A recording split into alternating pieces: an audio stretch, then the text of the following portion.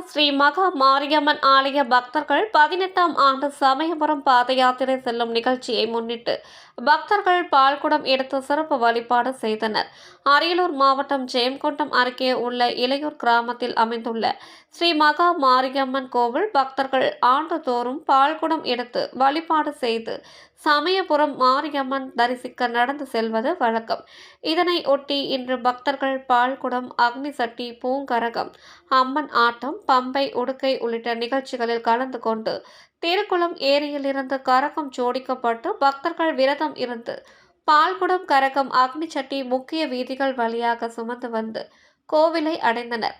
இதனை அடுத்து அம்மனுக்கு சிறப்பு பாலாபிஷேகம் மற்றும் பூஜைகள் நடைபெற்றன. இதில் சுமார் 100க்கும் மேற்பட்ட பக்தர்கள் பால்குடம் எடுத்து தங்களது நேர்த்தி கடனை செலுத்தினர். இதில் கலந்து கொண்ட பக்தர்களுக்கு அன்னதானம் வழங்கப்பட்டது. மேலும் வருகின்ற 28ஆம் தேதி இளையூர் கிராம மக்கள் மாலை அணிந்து கொண்டவர்கள் சமயபுரம் நோக்கி நடைபயணம் செல்ல உள்ளனர் என்பது குறிப்பிடத்தக்கது.